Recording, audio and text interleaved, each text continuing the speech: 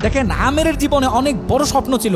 সে হজ করতে যাবে, সে কাবাগর তাওয়াফ করবে, এটা তার স্বপ্ন ছিল। এবং গত পরশুদিনই তার হজের ফ্লাইট ছিল। সে যখন এয়ারপোর্টে আসলো, পাসপোর্টে নিরাপত্তাজনিত কিছু সমস্যার কারণে তাকে একটু দাঁড় করিয়ে রাখা হলো। সমস্যার সমাধান যখন হলো, তাকে যখন ছেড়ে দেওয়া হলো, তখন আসলে অনেক দেরি হয়ে গেছে। কারণ আমেরের সাথে অন্যান্য যে হজ যাত্রী, তারা এতক্ষণে বিমানে উঠে গেছে এবং বিমানের দরজা ভিতর থেকে বন্ধ করে দেওয়া হয়েছে। তখন সেই এয়ারপোর্টের অফিসাররা সেই পাইলটের সাথে কথা বললো, পাইলটের সাথে যোগাযোগ করলো, পাইলটকে বলল যে দেখেন, একজন হজ যাত্রী নিরাপত্তাজনিত কিছু সমস্যার কারণে বিমানে উঠতে একটু দেরি হয়ে গেছে, তাকে একটু বিমানে উঠিয়ে নেন। সে বিমানে উঠতে পারে নাই।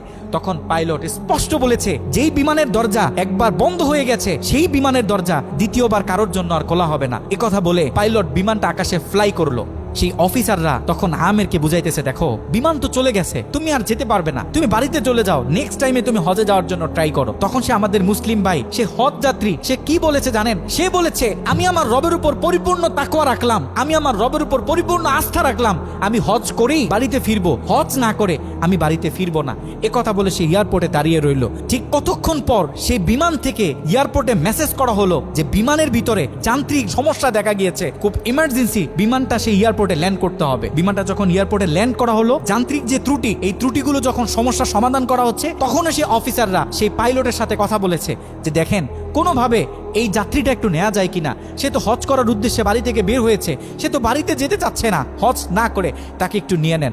তখনও সে পাইলট বলেছে যে না, এই বিমান একবার দরজা বন্ধ হয়েছে, সৌদিতে যাওয়ার আগে এই বিমানের দরজা দ্বিতীয়বার কারোর জন্য আর খোলা হবে না। একথা বলে সে পাইলট আবারও বিমানটা আকাশে ফ্লাই করালো। তখনও সে অফিসাররা আমেরকে গিয়ে বোঝাচ্ছে, দেখেন মনে কষ্ট পাইয়েন না, এরকম মাঝে মাঝে হয়, আপনি বাড়িতে চলে যান। যেহেতু হজের নিয়ত করেছেন, আপনার একিনটা যেহেতু সলিড, আপনি যেহেতু একেবারে সহি নিয়ত করেছেন, অবশ্যই আল্লাহ পাক আপনাকে হজ করতে দিবে। আমের তখনও বলতেছে, আমার রবের উপর আমার পূর্ণ আস্থা আছে, আমি তো আমার রবকে চিনি, সে আমাকে হতাশ করবে না, সে আমার মনের আশা রাখবে, আমি হজ করেই বাড়িতে ফিরবো। এ কথা যখন বলতেছে, এর ঠিক কিছুক্ষণ পরে আবারও সেই বিমান এয়ারপোর্টে মেসেজ করলো যে বিমানের ভিতরে এখন আগের চেয়ে বেশি কিছু যান্ত্রিক ত্রুটি দেখা গিয়েছে, বিমানটা আকাশে ফ্লাই করতেছে না, বিমানটা এমার্জেন্সি, আবার এয়ারপোর্টে ল্যান্ড করতে হবে।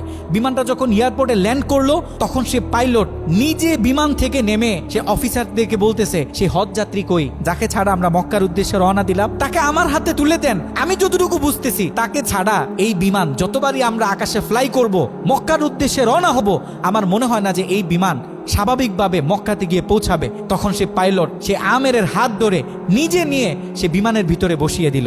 দেখেন, আল্লাহ পাক তো স্পষ্ট বলতেছে, ওয়ামাই ইয়াতাওয়াক্কাল আলাল্লাহি ফাহুয়া হাসবুহ, যে আমি আল্লাহর উপর তাওয়াক্কুল করবে, তার জন্য আমি যথেষ্ট, পৃথিবীর কাউকে তার দরকার হবে না। আল্লাহ পাক আপনাকে বলতেছে, আল্লাহ পাক আপনাকেই বলতেছে, যখন আপনি বিপদে পড়বেন, যখন কোনো বালা মুসিবতে পড়বেন, আল্লাহর উপর তাওয়াক্কুল করেন। আল্লাহ পাক বলে, whatever you have spent for Allah, Allah is yours increase well. যখন আপনি আল্লাহর উপর সম্পূর্ণ তাকওয়া করবেন, যা কিছু হয়ে যাক, যত বড় বিপদ হোক, যখন আপনি আল্লাহর উপর তাওয়াক্কুল করবেন, তখন আল্লাহ পাকের পক্ষ থেকে আপনার উপর যে বারাকা, যে ব্লেসিং গুলো আছে, এগুলো তখন আল্লাহ পাক বাড়িয়ে দিবে। আল্লাহ পাক পবিত্র কোরআনুল কারিমে অন্য আরেকটা আয়াতে বলে, বান্দা জীবনে অনেক গুনাহ করছো, জীবনে অনেক বিপদ আসবে, অনেক বালা মুসিবত আসবে, খবরদার বিপদের শেষ প্রান্তে গিয়েও যখন দাঁড়াবে, লা তাকনাতু মির রাহমাতিল্লাহ, খবরদার কখনো তুমি আমার রহমত থেকে নৈরাশ হবে না। এ কারণে আমাদের জীবনে অনেক বালা মুসিবত আসবে, আপস এন্ড ডাউন জীবনে থাকবে, সব সময় যেন আমরা আল্লাহর উপর তাওয়াক্কুল করি।